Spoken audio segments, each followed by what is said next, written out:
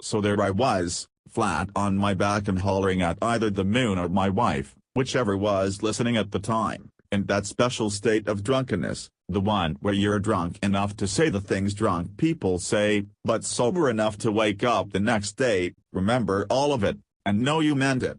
It's like floating away from your body, observing the most unhinged version of yourself, and then stepping back and with a clearer assessment of all your wildest ideas.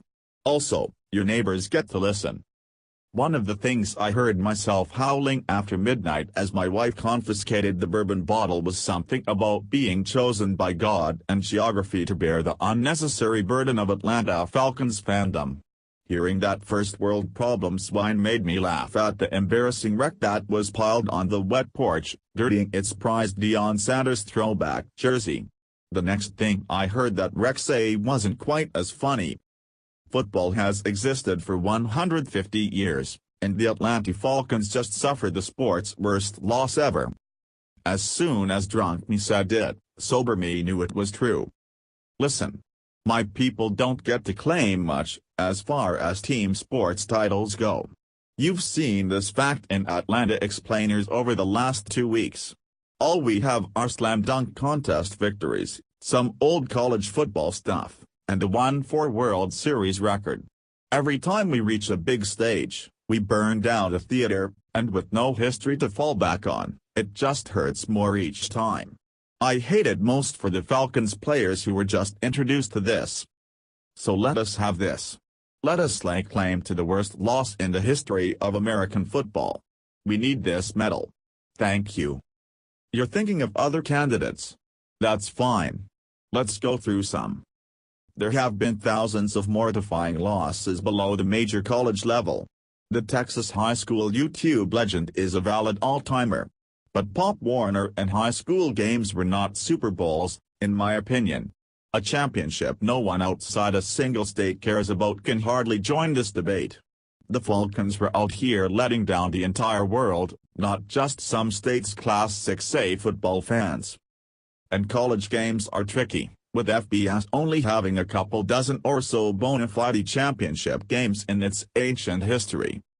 Alabama's 2016 loss to Clemson is comparable to what the Falcons just achieved, though the Tide's collapse was nowhere near as drastic.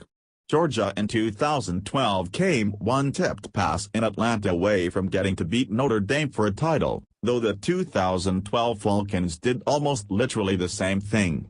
It's a great sports state. Also in the recent running, 2007 West Virginia's loss to arch-rival Pitt, Oregon's 2007 loss of Dennis Dixon, various other 2007 events nationwide, every team that has to play Auburn during one of those magic Auburn years, every time a Florida State-Miami game comes down to a kick, amazingly many Michigan and Tennessee games, and so on.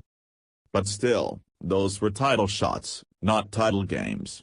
To approach a Super Bowl loss, we have to be talking championship. Also, get any loss by Alabama out of my face. Go cry into your large piles of trophies. 2011 LSU is a candidate, with its rematch loss to Bama the rare exception to the thinking that it hurts less to get blown out in a championship than to lose close, can confirm. Miami's suspect 2002 loss to Ohio State is up there. The Vince Young Rose Bowl is more of a great game than a gut-wrenching loss, but throw it in, along with whatever else. Oh, Auburn's Michael Dyer was down against Oregon. The thing is, teams like LSU, Miami, and USC had previous titles to console themselves with. The Falcons have none. Neither does Oregon. Oregon, you can stay on the list. At the NFL level, let's overlook non-Super Bowl events like the Bills' 32-point comeback in 1992's playoffs to beat the Oilers because, bear with me now, those were not Super Bowls. If we consider non-Super Bowls, I'll filibuster with other Falcons playoff meltdowns anyway. The Patriots' 2007 loss to the Giants did ruin a perfect season, but New England had just one half of the previous 6 Super Bowls. Similar story for the 2014 Seahawks, whose coaching staff goofed away a win over New England, as Seattle had won the Super Bowl the year prior. If your team has ever won a Super Bowl before, let alone a recent one. We're really not speaking the same language. In my current condition, I cannot be expected to acknowledge the emotions of anyone who's able to call up comforting memories. Others like the Bills' wide right, the Titans' 1-yard short loss to the Rams, the Bengals falling prey to Joe Montana, and the Broncos going up by 10 before losing by 32 to Washington are in the running. Sure,